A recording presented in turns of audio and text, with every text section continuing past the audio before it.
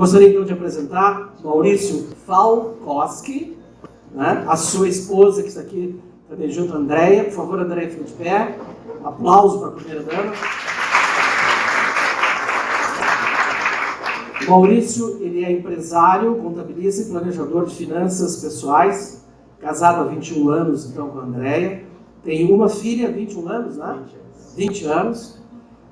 Ele é presidente do capítulo 332 da Donep de Getúlio Vargas. Ele é também instrutor de seminários e liderança da Donep e preletor de jantares. Maurício, Deus te abençoe e que tu nos abençoes com o teu testemunho. Obrigado. Amém. Boa noite a todos. Comeram bem? Muito, né? Ai, que peso. Problema, né? Gordo pensa com a barriga, não é fácil, né? Mas faz parte. Essa é uma das partes boas do nosso jantar.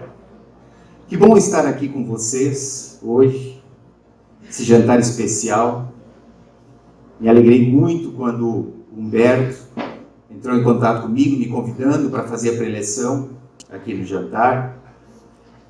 Contar um pouco do que eu tenho vivido, principalmente ligado à Donep.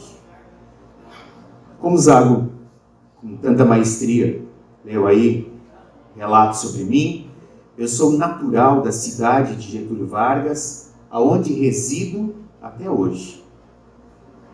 Uma cidade pequena, era um pouco maior, houve emancipação de alguns municípios que eram distritos em volta, e em virtude dessas emancipações, o município foi reduzindo. Hoje a gente tem em torno de 16 mil habitantes, uma cidade muito pequena, muito boa de morar, principalmente porque estamos lá, né? Isso agrega, mas uma cidade que está entre duas grandes cidades, e isso traz uma grande praticidade. A gente está a 27 quilômetros de Erechim, 40 quilômetros de Passo Fundo. É como se fosse um grande condomínio perto de metrópoles, né? De cidades com muito mais recursos. Eu sou de uma família tradicional, lá da cidade de Getúlio Vargas, família tradicional tanto da parte da minha mãe quanto do meu pai. Tem uma rua, um bairro onde tem o nome do meu avô. Agora, num dos últimos loteamentos que foi aberto lá na cidade, uma rua foi colocada como o nome do meu pai. Uma família que tem estrutura comercial há muitos anos. Meu pai foi comerciante lá na cidade por muitos anos. Isso foi nos trazendo uma grande abertura de relacionamento com a comunidade como um todo. Com esse trabalho ligado à casa dos meus pais, no comércio dos meus pais, a gente começa a ter sonhos, ter projetos, ter dentro de um contexto. E essa criação dentro da casa dos meus pais, ela foi trazendo conforto para nós. A gente muitas vezes ouve relatos de pessoas que passaram fome, que passaram necessidade, que tiveram uma família com problema de alcoolismo, de droga, de ausência dentro de casa. Eu não experimentei isso. Eu fui criado dentro de uma família estruturada. Meu pai era presente dentro de casa. Eu sou o quinto de 6 irmãos. Os primeiros, os mais velhos, em virtude do tempo e tudo, sim, tiveram um pouco mais de limitações, mas eu não experimentei isso. Meu pai e minha mãe sempre se relacionaram muito bem. Eu falo aonde eu vou que eu nunca apanhei do meu pai. Meu pai nunca usou um chinelo, ou uma vara, ou uma cinta para nos corrigir.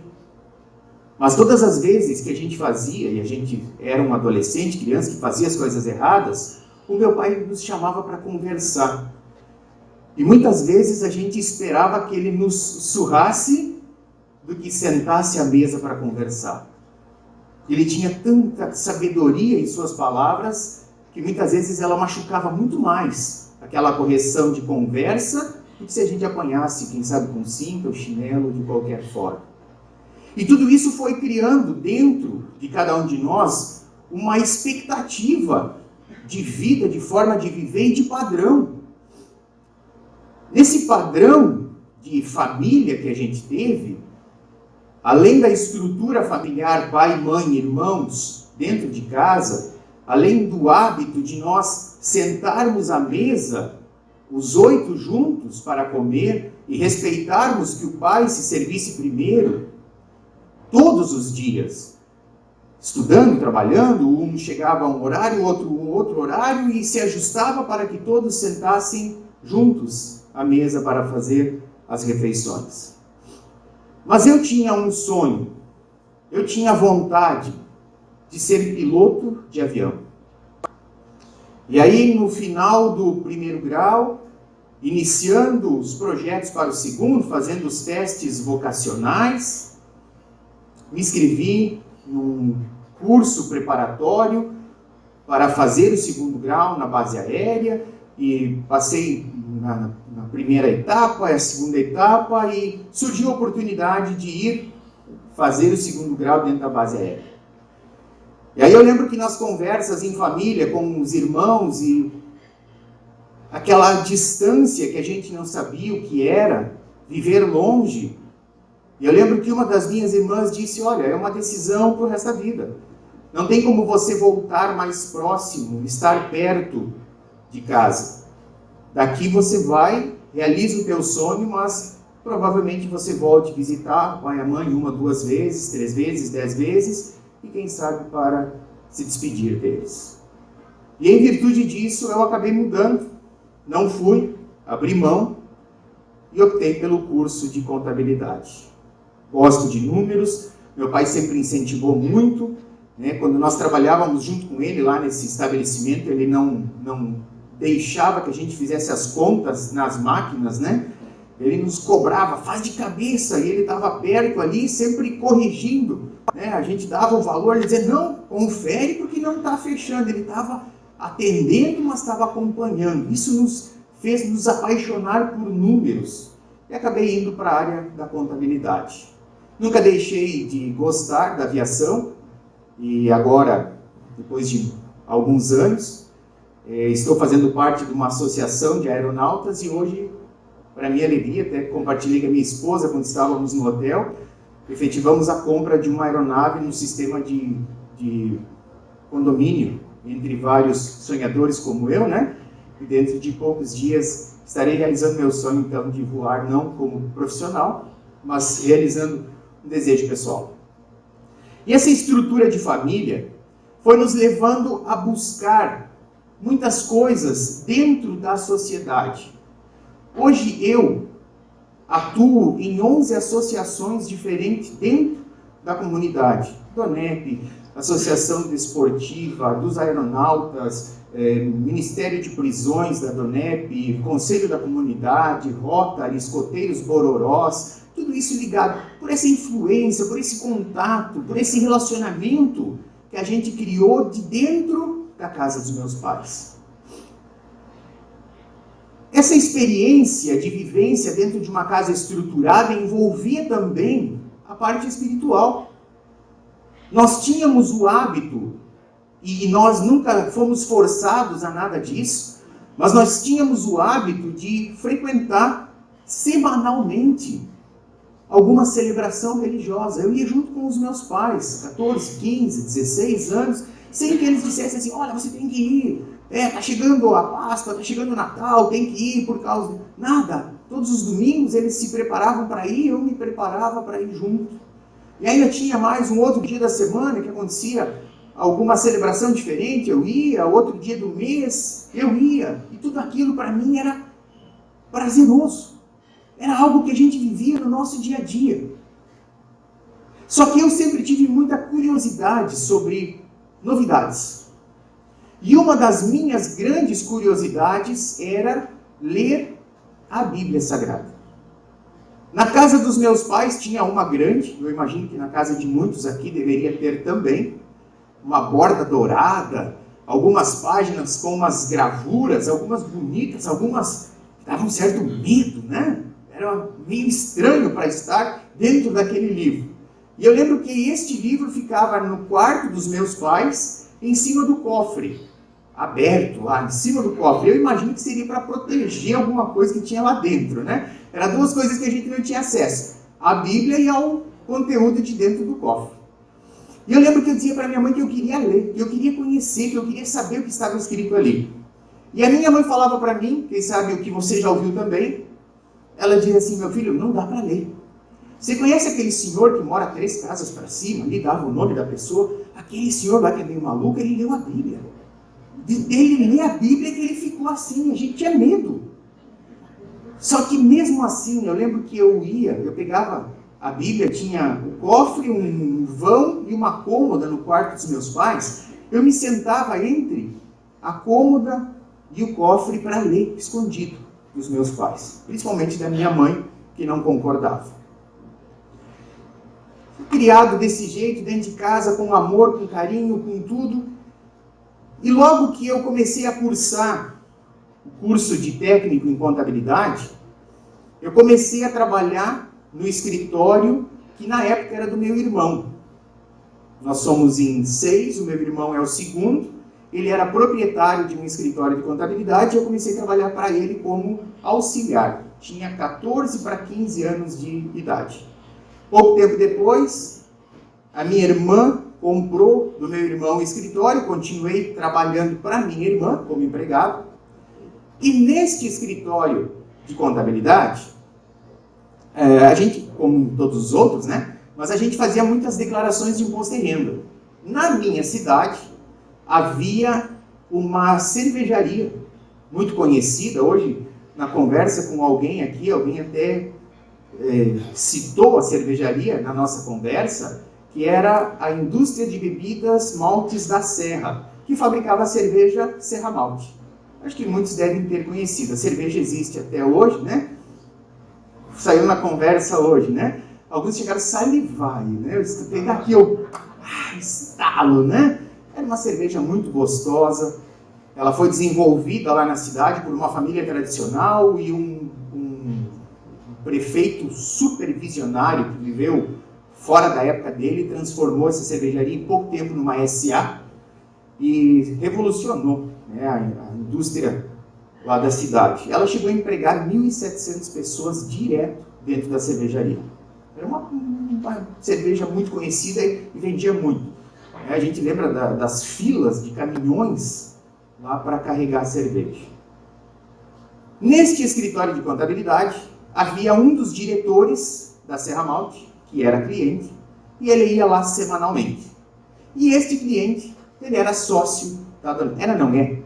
Ele é sócio da Donep até hoje, né? Porque ele era um dos diretores da cervejaria, e nas quartas-feiras ele ia no escritório, tratava dos assuntos com a proprietária do escritório, conversava e falava, e no final, quando ele saía, ele dizia: hoje é quarta-feira, não esqueça que tem reunião da Donep. Toda quarta-feira eu dizia para ele: seu Domingos, eu vou na reunião. Mas era mentira. Eu não ia. Porque a nossa concepção de buscar a Deus é para uma pessoa fraca, ou que esteja com problema, ou que esteja doente, ou que esteja com uma família desestruturada. E nós não tínhamos nada disso. Eu entendia que eu não precisava daquilo. E por muito tempo, ele passou a me convidar todas as quartas-feiras. Uma quarta-feira ele chegou no escritório, conversou dos assuntos que ele precisava. Nesse escritório a gente dividia uma sala, na parte da frente tinha um advogado, na parte de trás a gente tinha o escritório de contabilidade, e aí tinha uma porta de vidro que dividia as duas salas. E aí ele saiu, fechou a porta, passou do lado assim da sala do advogado, foi até a frente, e aí eu até comentei com a minha patroa, na época ainda o escritório era dela, eu disse: olha, o seu Domingos hoje esqueceu de falar da reunião, né? Ele foi até a rua, voltou, abriu a porta e disse: hoje é quarta-feira, não esqueça que tem reunião da Donep. Eu menti para ele mais uma vez, eu não iria na reunião. Mas naquela quarta-feira, eu saí do escritório que eu trabalhava, subi até o clube, que os meus pais eram sócios, dava 200 metros ali do escritório, fiquei até as 20 horas, que fechava o clube, e quando eu saí do clube para ir para a casa dos meus pais, eu passei em frente à sala onde era realizada as reuniões da Donep. Quando eu passei na frente da sala, o seu Domingos estava sentado numa cadeira simples como essa que vocês estão aí, e à frente dele havia um jovem com os cotovelos debruçados sobre os joelhos, conversando e chorando. Quando eu vi aquele jovem conversando, chorando, falando com o seu Domingos, eu senti vergonha de tantas quartas-feiras, aquele homem com tanto carinho, tanto amor me convidar para ir para a reunião e eu sempre dizer que não. Aquela quarta-feira eu fui para casa, tomei banho, troquei de roupa e voltei para a reunião, por vergonha. Aquele jovem foi naquela reunião e nunca mais participou de uma reunião da Donep. Naquela quarta-feira, quando eu cheguei na reunião, havia um mestre de cerimônia, como que o Zaco fez, na reunião plenária. Havia alguém que falou a respeito da Donep, como o Giovanni fez. Havia uma pessoa lá que estava cantando, cantou 1, 2, 3 canções lindas, que nós não ouvíamos canções assim no nosso dia a dia. E aí então o mestre de cerimônia disse, hoje o preletor da noite vai ser o doutor fulano de tal. Era um dentista da cidade, cliente do escritório que eu trabalhava. E aí o dentista pegou um livro, abriu, e ele disse, eu vou fazer uma leitura, como nós ouvimos nosso irmão recitar aqui alguns versículos. Aquele dentista leu aquele livro. E ele fez alguns comentários sobre aquele livro. E quando ele começou a falar daquilo, eu sabia que ele não era um padre, um pastor, alguém pago para conhecer. Ele era alguém que era apaixonado, amava aquilo, e aquilo representava muito na vida dele. E quando eu vi ele ler e conhecer aquilo que ele estava lendo, eu disse, esse é o lugar que eu quero estar. Eu quero conhecer esse livro como esse homem conhece. Eu comecei a frequentar todas as quartas-feiras. O seu Domingos não me convidava mais. Mas eu não via a hora de chegar quarta-feira para voltar lá. Porque toda semana era um homem diferente que lia aquele livro. E ele falava coisas lindas que estavam escritas naquele livro. E aí eu comecei a falar em casa. Eu disse, olha mãe, eu estou indo lá e eles estão lendo o livro. E aquelas pessoas não são malucas como a gente sempre ouviu que eram. Eles falam com muito conhecimento de tudo aquilo. E aí minha mãe disse assim, meu filho, você não vai atrás. Eles são preparados para isso. Essa que nós usamos em casa, que a gente aprendeu desde sempre, é diferente da deles. Eles usam isso para distorcer a tua mente. Quando tu estiver focado naquilo, eles vão te envolver mais e você vai ver o resultado que vai dar. Aí eu disse, não, mas eu vou fazer diferente. Eu havia ganhado, durante uma época que a gente faz uns cursos durante uns períodos específicos, né, dentro da religião, eu havia ganhado uma edição da religião mesmo. Eu disse, eu vou levar junto. Quando eles começarem a ler, eu vou ler na minha, e o que eles disser que é, eu digo que não é, porque está diferente. E não era diferente. Era tudo igual. O que eles liam na deles estava na minha. E eu chegava em casa e dizia, mãe, o que a gente aprendeu desde sempre está diferente do que está escrito, não na deles, na nossa. E a minha mãe começou a ter algumas restrições quanto a eu participar dessas reuniões. E eu lembro que numa dessas reuniões, havia um oficial da Brigada Militar, tempo mais tarde ele acabou falecendo num acidente de trânsito, e ele disse assim, olha, esse livro diz, lá no livro de Romanos, que a gente tem que crer com o coração, confessar com a boca, que a nossa vida muda, a história da nossa vida muda. A gente deixa de ser criatura, passa a ser filho, tudo começa a ser diferente. E eu vou fazer essa oração de confissão. Se você quiser fazer, repete comigo. Tinha mais pessoas na reunião. Algumas pessoas fizeram e eu fiz. No final daquela oração, eles me deram um livreto. Como a gente tem essa vida muito imediatista, né? Que as coisas têm que acontecer tudo muito rápido. Não é verdade? A gente liga do celular para o celular de alguém, se a pessoa não atende, a gente já começa a reclamar, né? Pra que tem essa porcaria aí que não atende quando eu estou precisando? É assim que funciona. A gente acha que assim as coisas têm que ser com Deus também. A gente faz aquela oração, Senhor, eu quero que seja assim, e a gente abre o olho esperando que esteja ali, né? Pronto, como a gente quis, cor, cheiro, tamanho, tudo. Nem sempre é assim. Deus faz sim, mas nem sempre é assim. Quando eu fiz aquela oração, eu achei que haveria sim uma mudança, algo... Nossa, pensei que até choque eu ia sair dando daquele lugar. Não mudou praticamente nada, instantaneamente. Mas começou uma mudança gigante na minha vida. começou gradativamente uma mudança em mim e começou a atingir pessoas que estavam perto de mim, através daquela decisão, através daquela oração, num lugar simples, feita por uma pessoa simples, de uma forma muito simples, mas com uma eficácia muito grande.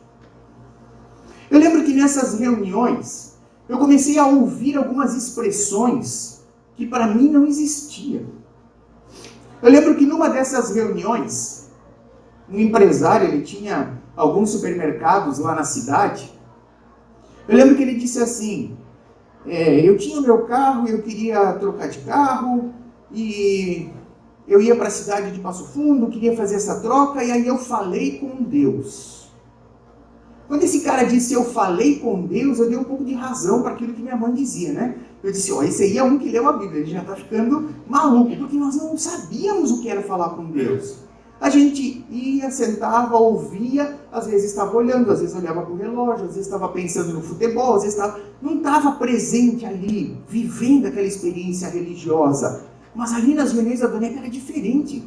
A gente ouvia com detalhes e queria captar tudo aquilo. E aquele homem disse, eu falei com Deus. Aquilo ficou gravado no meu coração, aquela expressão, eu falei com Deus. A gente não perde oportunidade, não é verdade? A gente é oportunista, né? Quando a gente vê que tem uma brecha, a gente quer se envolver ou tirar um proveito daquilo que está acontecendo.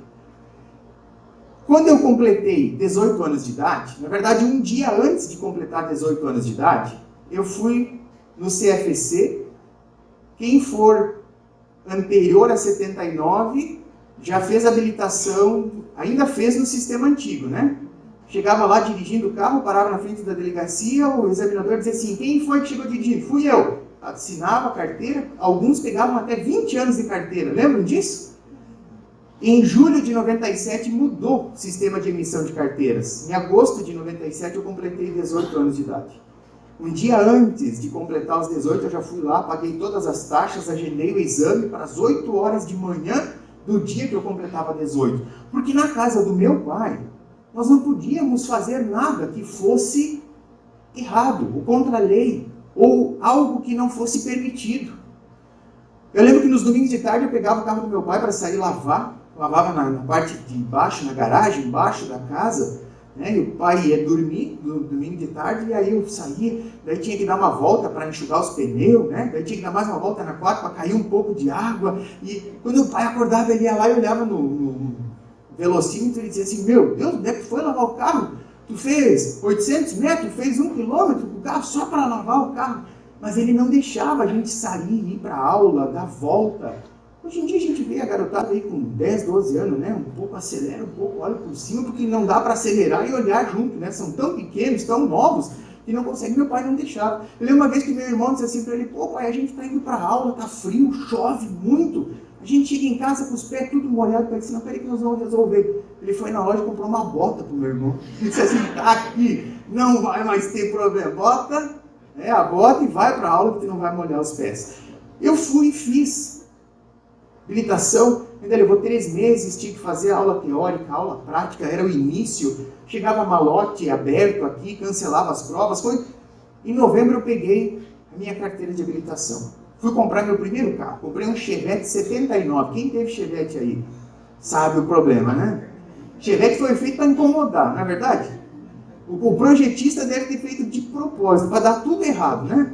O meu Chevette ele era piorado ainda, né? Eu costumo brincar que todo mundo teve Passat alemão, Audi alemão, eu tive um Chevette alemão. Pense num bicho teimoso, né? Tocava arranque, ele não vou, não pegava. Ele tinha as rodas tortas. Tu andava com ele, ia dar uma voltinha no centro, na avenida, ele andava se chacoalhando, né? Era todo virado, pisava no freio, acendia os pisca na frente, andava de noite, esquentava a bobina, não pegava, andava na chuva, enchia os pés do carona, embaixo da bateria, enchia de água. Lembra? Era assim que funcionava.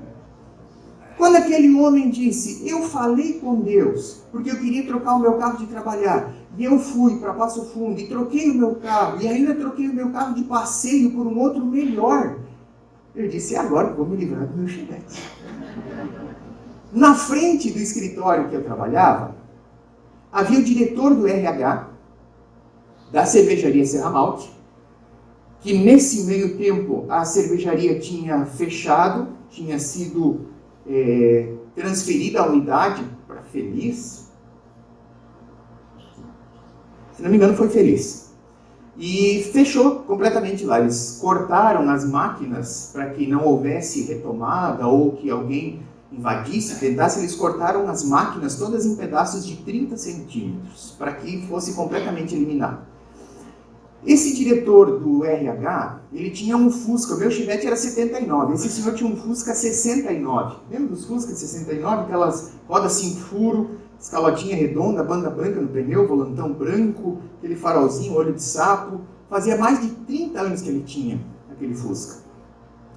E eu disse para minha chefe, eu disse, eu vou comprar o Fusca dele. Ela disse, impossível, esse cara tem o carro há tantos anos e não vende, já fizeram proposta para ele, não vende. Só que eu havia aprendido lá nas reuniões que a gente podia falar com Deus. E aí eu fui conversar com Deus, eu disse, Senhor, o meu carro não dá, ele está muito difícil, está com muito problema. Eu gostaria de vender ele e comprar esse Fusca aqui, um carro perfeito, um carro bem conservado, uma relíquia, hoje valeria muito dinheiro. Poucos dias depois ele foi lá no escritório e disse, olha, eu preciso pagar meu carnê do INSS, vocês me ajudam a preencher? Faltava pouco tempo para ele se aposentar, a gente ajudou ele a preencher, código e tal, né? Uma semana depois ele volta e diz assim, pá, minha esposa teve que começar a trabalhar porque eu estou desempregado e ela não quer andar de Fusca e eu não quero vender o meu carro e eu tive que comprar um carro para ela e no prédio que nós moramos eu tenho 2 vagas de garagem. Se tu souber de alguém que quer comprar o Fusca, eu vou vender. Eu disse para ele, eu quero comprar o teu Fusca. Eu havia falado com Deus. O Fusca, o Chevette, é apenas uma brincadeira para a gente entender. Mas eu aprendi nas reuniões da DUNEP que eu podia falar com Deus. Coisa que eu não sabia até então. Não sei qual é o seu problema. Quem sabe você tem o sonho de uma casa, de um apartamento, de um carro importado, não sei, uma cura, uma restauração no casamento. Eu não sei o que você precisa falar com Deus. Mas na DUNEP a gente aprende que a gente consegue falar com Deus e Deus escuta aquilo que a gente está pedindo para Ele em nossas orações, em nossos pedidos. Então não fique sofrendo. Corra atrás do seu sonho, do seu objetivo, do seu projeto. Fale com Deus e deixa Ele visitar a sua casa, os seus negócios e fazer a diferença. Se for um Fusquinha também, está valendo, tá? Pode falar que Ele vai te atender. Mas as coisas na nossa vida, elas nem sempre tomam a proporção e a direção que a gente planeja. Quando a gente vai fazer um plano e a gente bota esse projeto no papel, esse projeto é maravilhoso, não é verdade?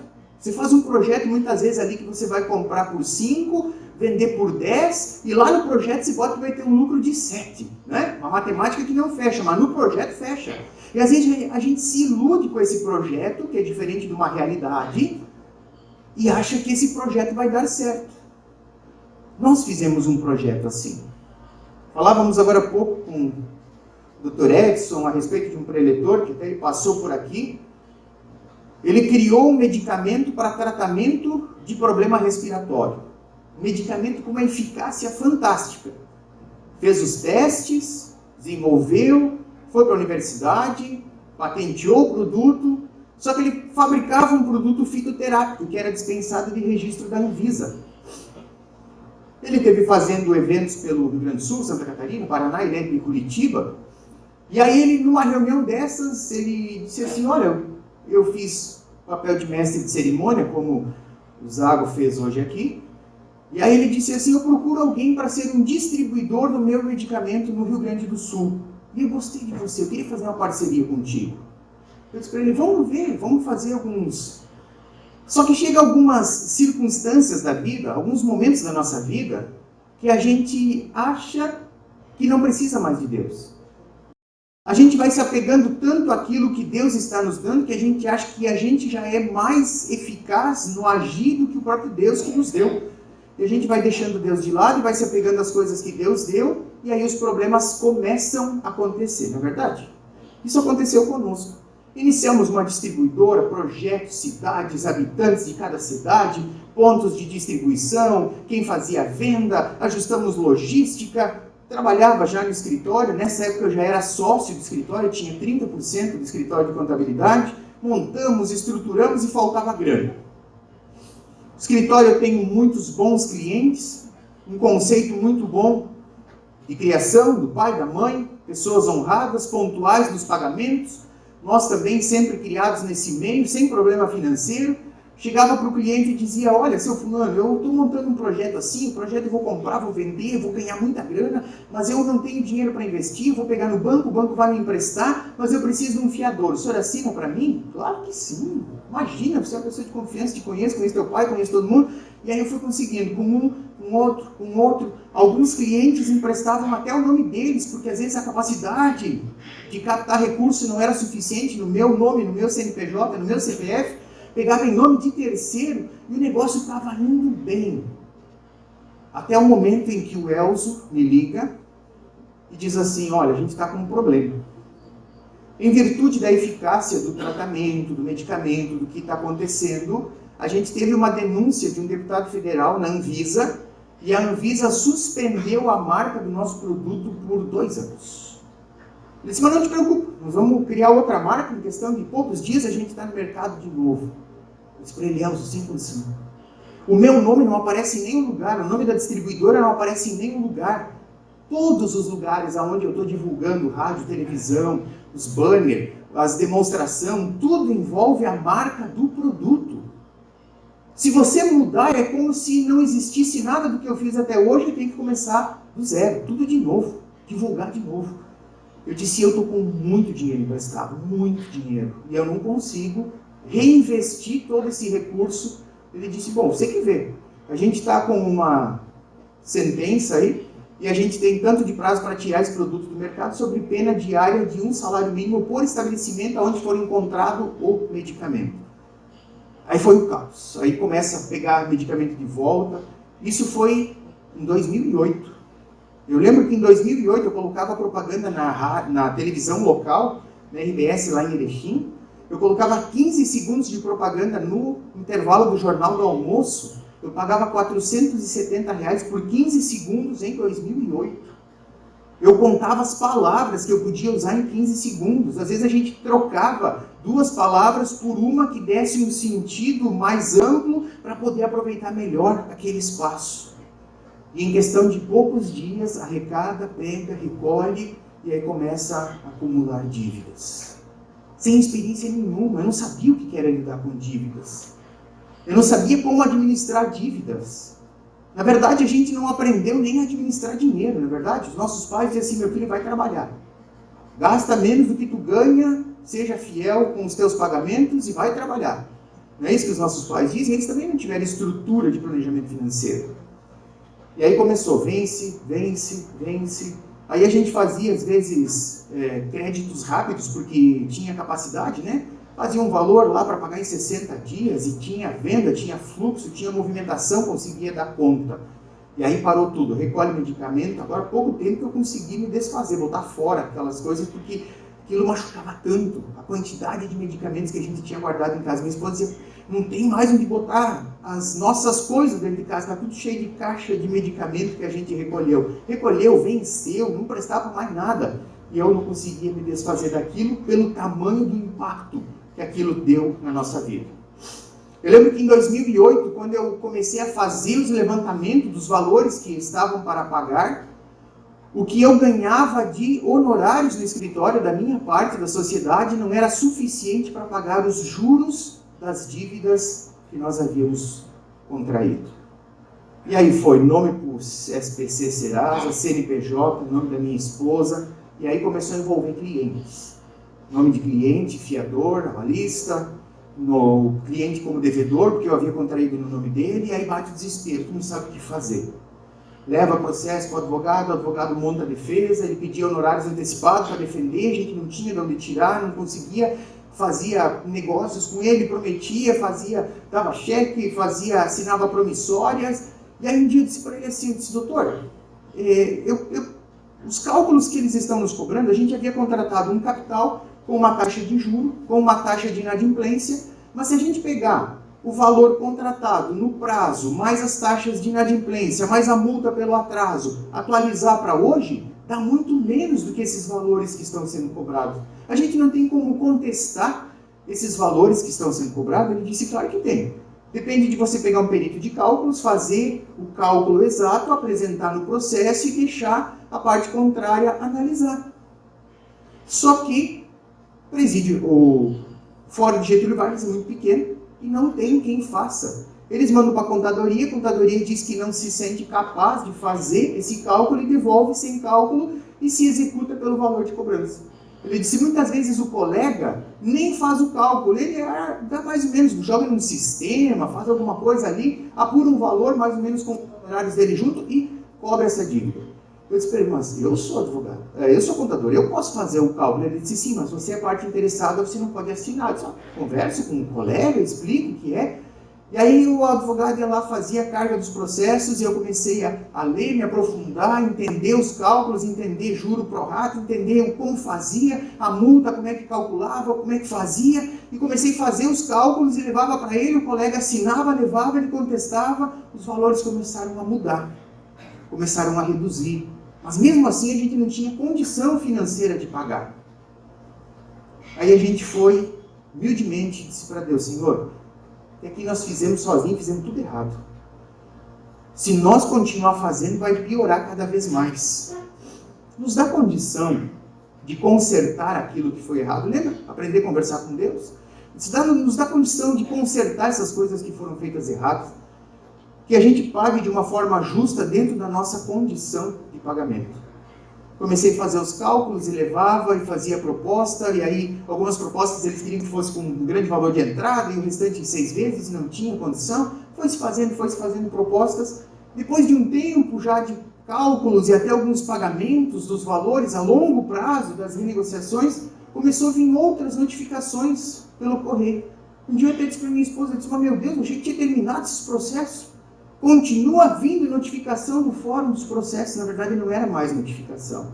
Porque como a cidade é pequena, como na Donep a gente tem Ministério de Prisões, como pelo Ministério de Prisões eu faço parte do Conselho da Comunidade para Assistência aos Apenados, e a gente tinha reuniões mensais dentro do gabinete do juiz ou da juíza, ela identificou que aqueles cálculos quem fazia era eu.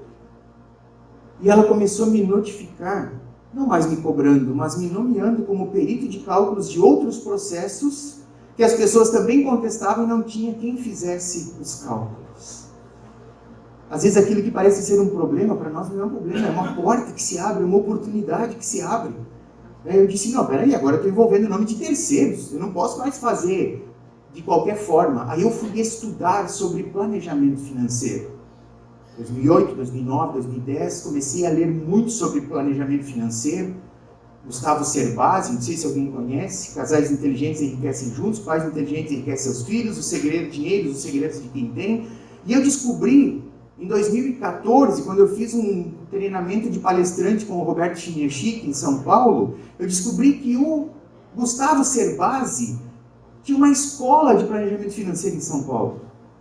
E aí, em 2015, fiz um novo projeto, e aí não mais na emoção, não mais fazendo números absurdos. Em 2015 eu me inscrevi, algumas pessoas diziam assim, cara, vai fazer curso de planejamento financeiro, tu mora numa cidade de 16 mil habitantes. Esse curso era de 200 horas presenciais em São Paulo. Getúlio não tem aeroporto. Passo Fundo tem um voo diário, de segunda a sexta.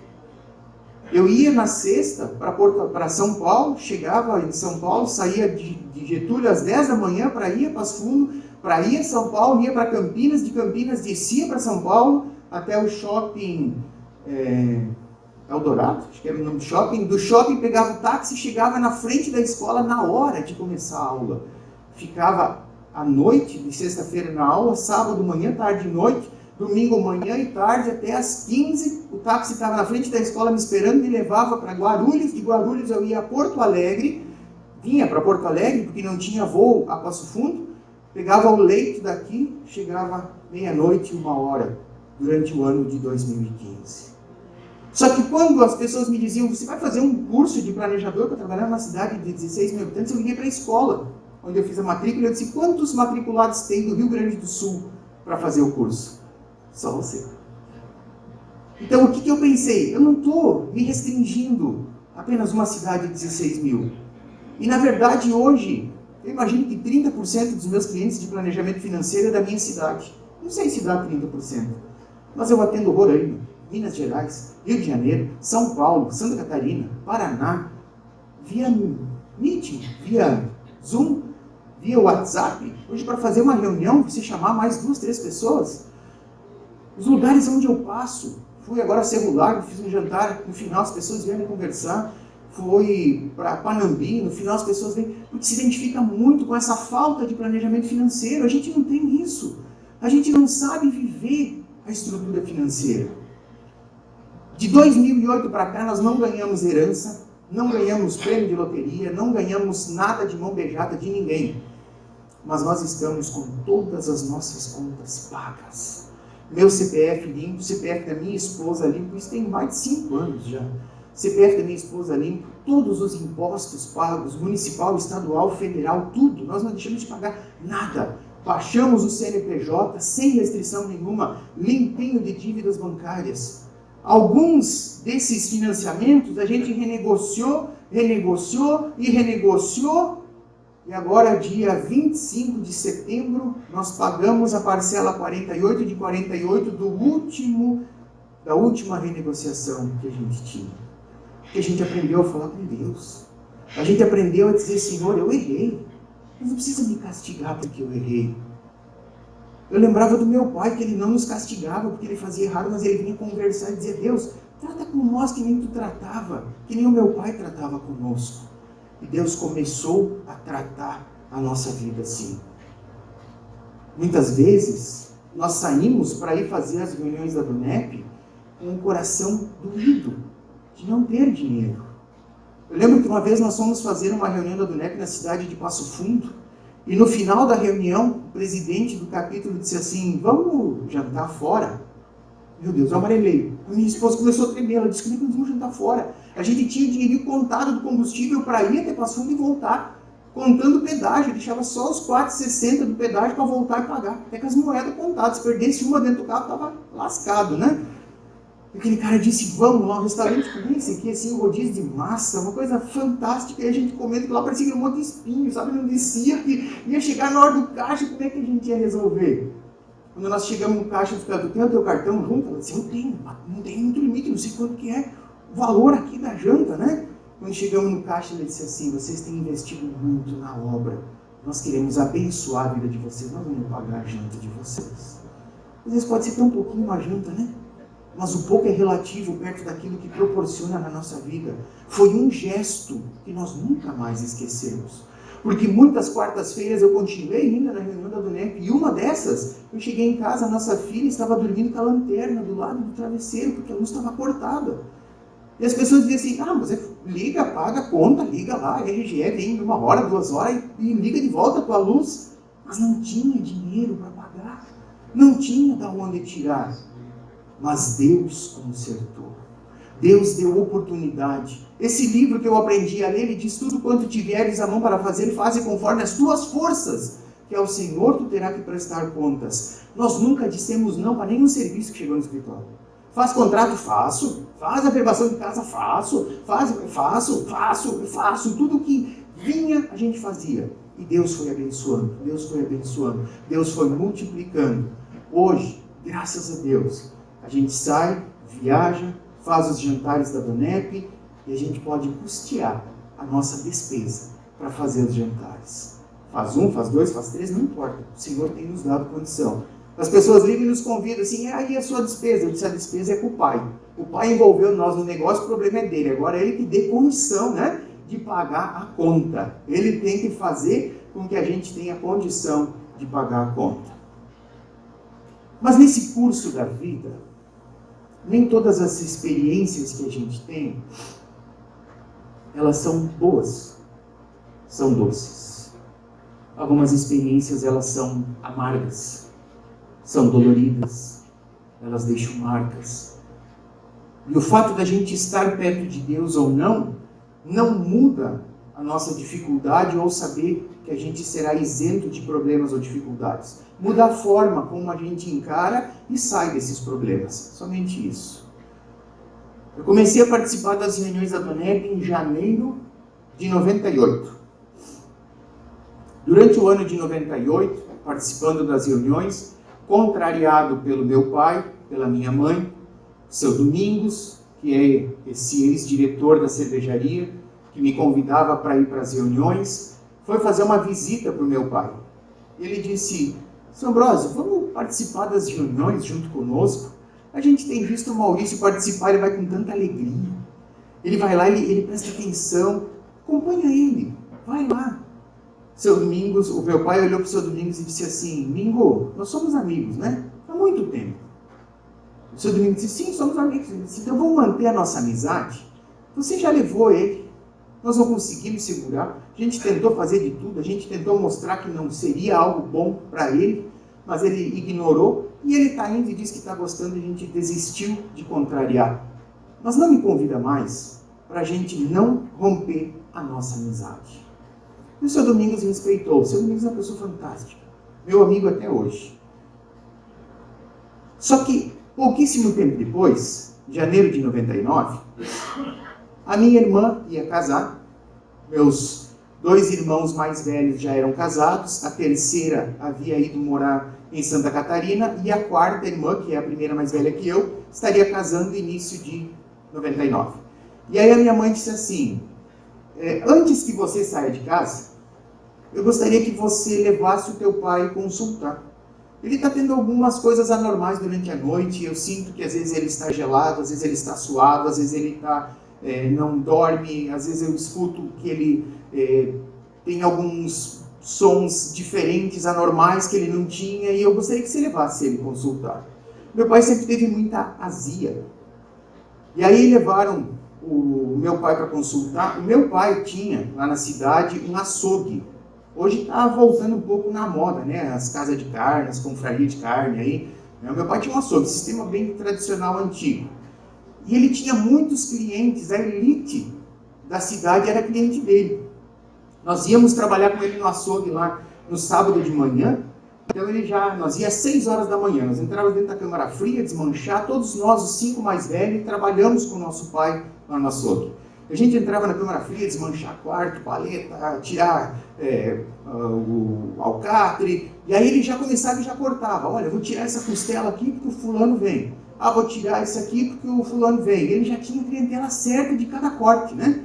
E um dos clientes do meu pai era um médico, muito bem conceituado lá. A mãe disse: "Leva ele lá no doutor fulano de tal." E aí minha irmã levou, fizeram exames, olharam, e eu disse: "Olha, teu pai não tem nada, teu pai está bem." "Ah, mas a mãe disse que ele está com algum problema. Tá? Ele tem azia, vamos fazer uma endoscopia." Então foi lá, fizeram uma endoscopia. Alguns dias depois da endoscopia, meu pai começou a perder a voz. A gente achou que era da endoscopia. Ligamos para o médico disse: "Não, não tem nada a ver. Não sei se alguém aqui é da área da saúde. A endoscopia é uma coisa, as cordas vocais, não tem acesso, impossível ele ter perdido a voz pela endoscopia. Na verdade, se não tem outro problema." Passou quinta, passou sexta, no sábado, um cliente lá do açougue, eu estava ajudando no caixa do açougue, um cliente do açougue disse assim: "Vocês já levaram teu pai no cardiologista?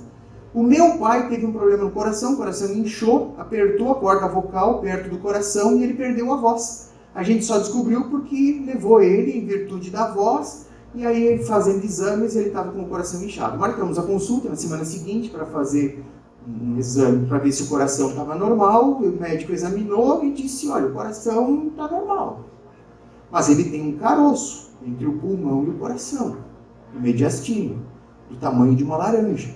E isso está crescendo de forma muito agressiva. Se de tal dia para cá ele já perdeu a voz, esse tumor que ele tem aí, ele está agindo muito rápido." Essa época foi a mesma do cantor da dupla Leandro Leonardo, lembra? Mesmo tumor, no mesmo lugar, o cara foi para os Estados Unidos se tratar, em pouquíssimo tempo veio ao óbito. Foi um desespero dentro de casa. Nós não sabíamos o que fazer. Nós não sabíamos aonde buscar uma ajuda. Nós não sabíamos para que lado correr. Meu pai era uma pessoa muito forte, muito dinâmica, um homem grande.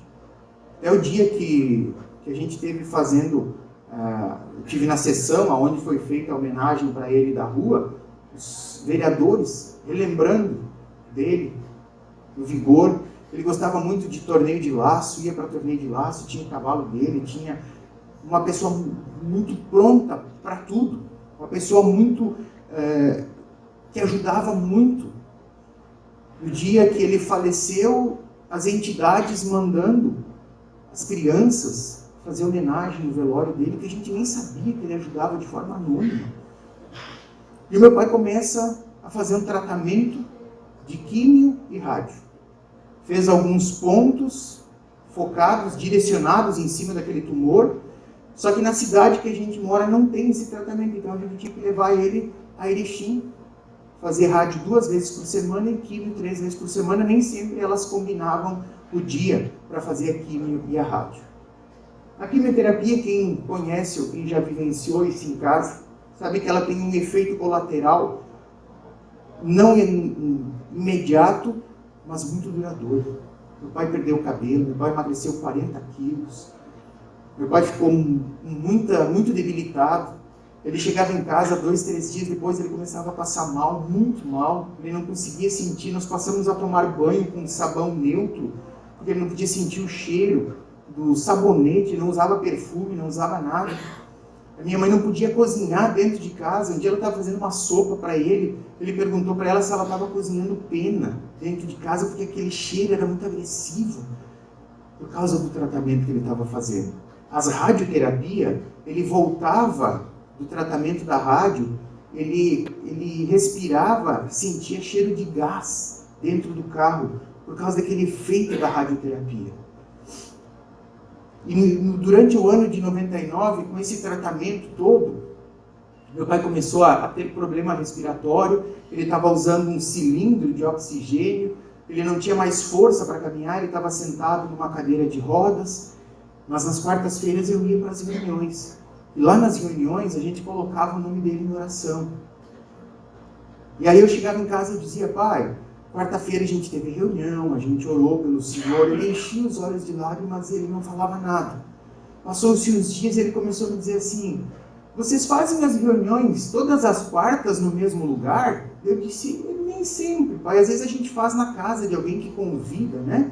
Ele disse: olha, eu gostaria que vocês viessem fazer uma reunião aqui em casa, porque eu vejo assim que tem algo diferente e eu não consigo ir lá. O Sr. Domingos me convidou para ir, eu na época não fui, mas hoje eu gostaria de participar. Vê se o pessoal não pode vir. Nossa, eu pegava o telefone, ou na hora ligava para todo mundo e dizia: o pai tem que fazer a reunião aqui em casa. Vinha um, vinha outro, a gente se mobilizava, quem não ia para a reunião naquela quarta ia, e nós íamos lá para fazer a reunião lá na casa dos meus pais. Ele estava pedindo, não só concordando, mas ele estava pedindo. E aí eu acompanhava ele nessas sessões de químio e de rádio. Nós éramos em 6 irmãos, 5 que dirigíamos, os 5 tínhamos carteira de habilitação, e aí ele dizia assim: tu pode me levar lá fazer o tratamento? Eu disse: claro, pai, eu levo sim. No outro dia de novo: tu pode me levar? Pega o meu carro, me leva lá. Eu disse: claro, levo. 2 dias, 3 dias, 4 dias, não sei se ele assim: pai, nós temos que dividir, eu estou tendo problema com os meus irmãos, eles acham que é eu que não quero, que eles vão levar o Senhor, deixa eles ir também. Ele disse: olha, eu até convido também, e deixo que eles vão junto, mas quando você me leva, o efeito do tratamento é diferente. Parece que quando eu saio lá daquela sala, eu não sinto as mesmas coisas que eu sinto nos dias normais de tratamento. Eu dizia para ele: pai, todas as vezes que o Senhor vai fazer sua sessão de químio ou de rádio, eu fico orando pelo Senhor.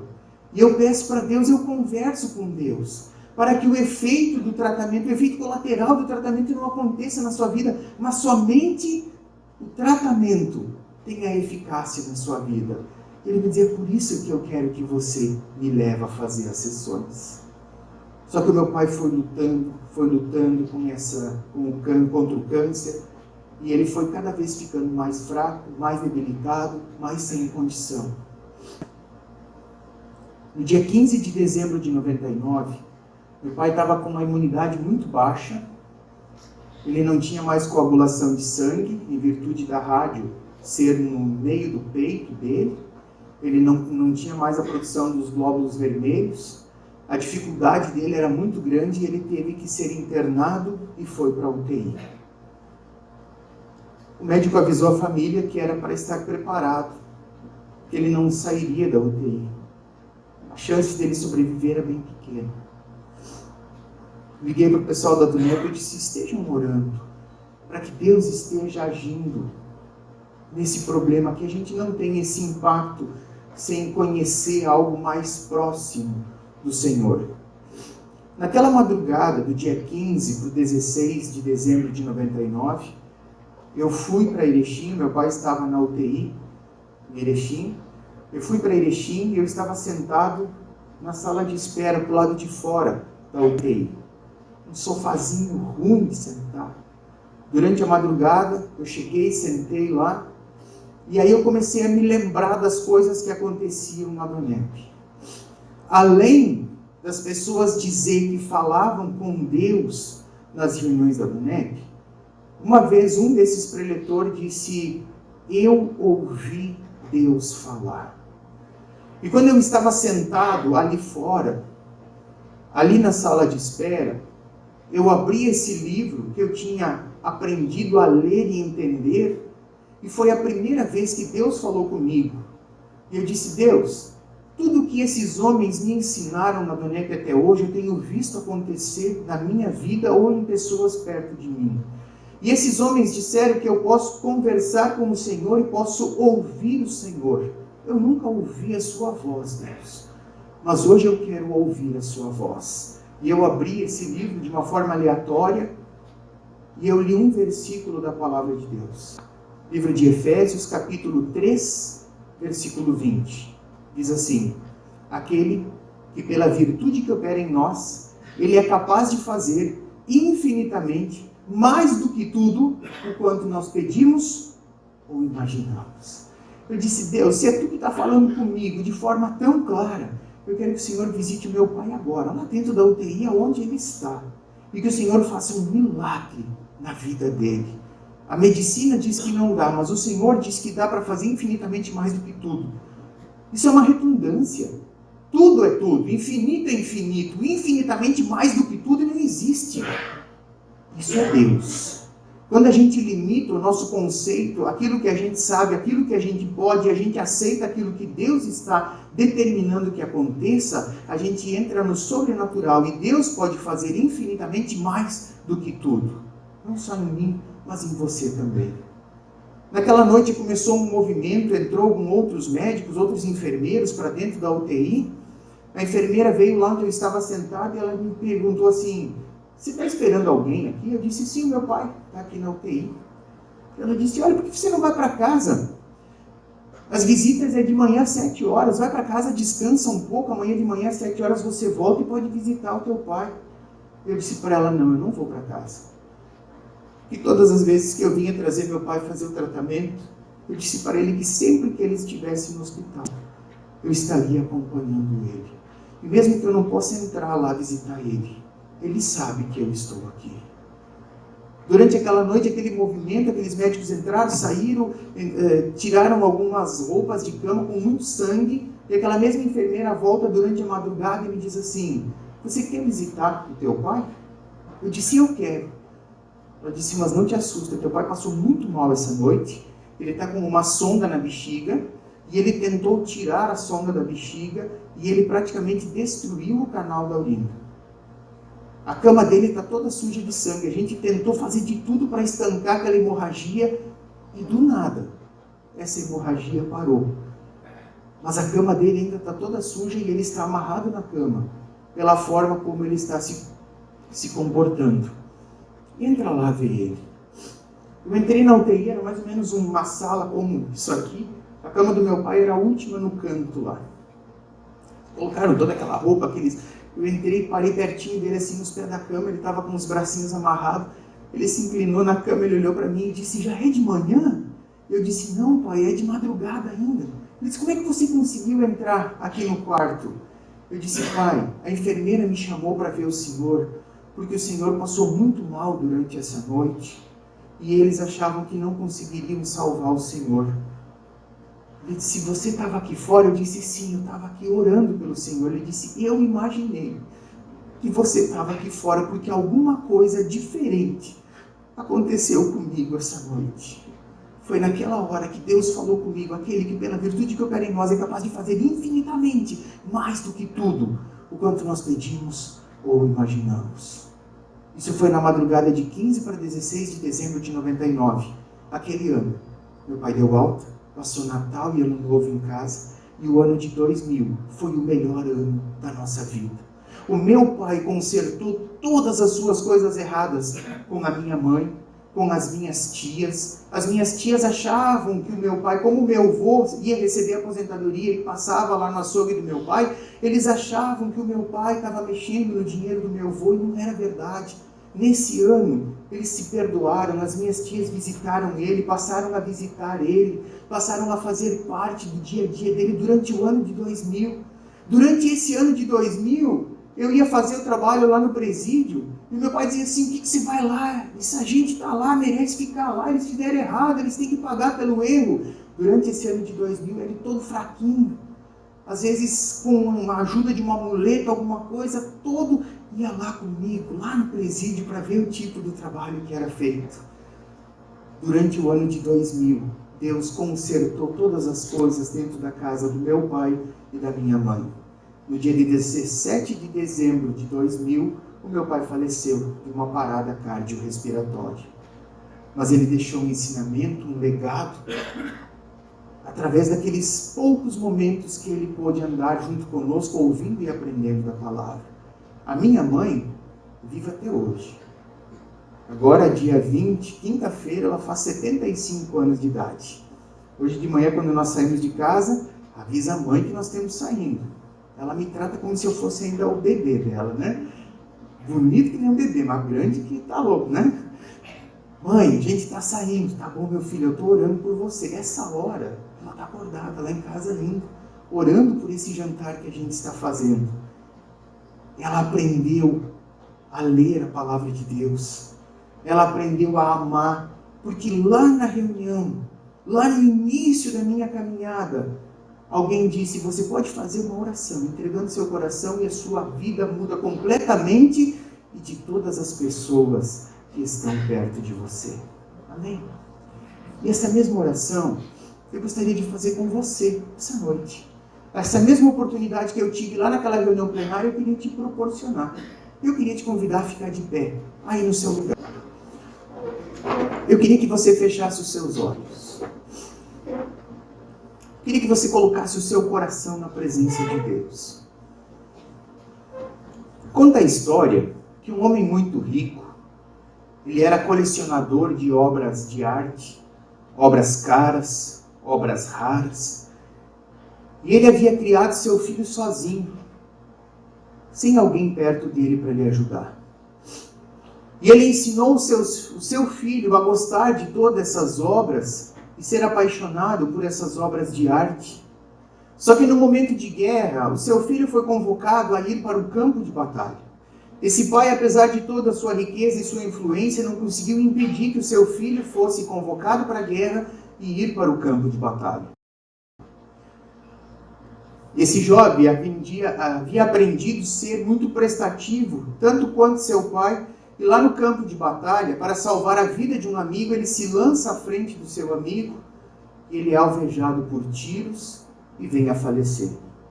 Aquele amigo a quem ele salvou a vida, ele era um desenhista, e ele desenha então uma pequena gravura com o semblante daquele jovem que havia dado a vida para salvar a vida de um amigo.